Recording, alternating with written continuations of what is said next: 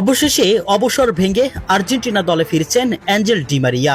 56 সদস্যের প্রাথমিক স্কোয়াডে নাম না থাকলেও লিওনেল স্ক্যালোনির সবচেয়ে বড় চমক হিসেবে 2026 বিশ্বকাপের চূড়ান্ত দলে জায়গা পেতে যাচ্ছেন বলে জানা গিয়েছে বিস্তারিত প্রতিবেদনে।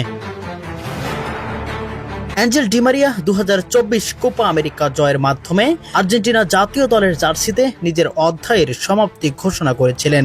এরপর বিশ্বকাপের প্রাথমিক স্কোয়াডেও তার নাম না থাকায় অনেকে ধরেই নিয়েছিলেন আলবি সেলেস্তেদের হয়ে তার পথ চলা শেষ। তবে পরিস্থিতি যেন নতুন মোড় নিতে শুরু করেছে। আর্জেন্টিনার একাধিক সংবাদ মাধ্যম ও ফুটবল ভিত্তিক সূত্রের দাবি, বিশ্বকাপের চূড়ান্ত স্কোয়াড ঘোষণার আগে অভিজ্ঞ এই উইঙ্গারকে ফেরানোর সম্ভাবনা নিয়ে আলোচনা চলছে।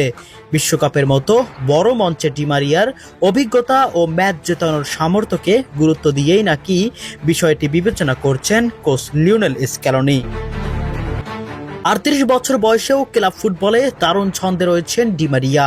তার ধারাবাহিক পারফরমেন্স নতুন করে জাতীয় দলে ফেরার দাবি আরও জোরালো করেছে। সামাজিক যোগাযোগ মাধ্যমেও অসংখ্য আর্জেন্টিনা সমর্থক বিশ্বকাপের স্কোয়াডে ডি মারিয়াকে দেখতে চাওয়ার কথাও জানাচ্ছেন। বিশ্বকাপ, কোপা আমেরিকা ও ফিনালিসিমা সহ আর্জেন্টিনার হয়ে একের পর এক ঐতিহাসিক সাফল্যের নায়ক ছিলেন ডি মারিয়া। বিশেষ করে বড় ফাইনালগুলোতে তার গোল আজও সমর্থকদের মনে গেঁথে আছে। যদিও এখন পর্যন্ত ফুটবল অ্যাসোসিয়েশন বা কোচিং স্টাফের পক্ষ থেকে কোনো আনুষ্ঠানিক ঘোষণা আসেনি, তবুও চলমান আলোচনা আর্জেন্টাইন সমর্থকদের মনে নতুন আশার আলো জ্বালিয়েছে। এখন পুরো ফুটবল বিশ্বের নজর এক জায়গায়। চূড়ান্ত বিশ্বকাপের স্কোয়াডে কি শেষবারের মতো জায়গা পাবেন অ্যাঞ্জেল ডি মারিয়া, নাকি 2024 কোপা আমেরিকার ফাইনালে ছিল আর্জেন্টিনার জার্সিতে তার শেষ ম্যাচ? যদি সত্যি ডি মারিয়া বিশ্বকাপে ফেরেন, তাহলে আর্জেন্টিনার জন্য এটি হতে পারে টুর্নামেন্টের সবচেয়ে বড় সুখবরের একটি।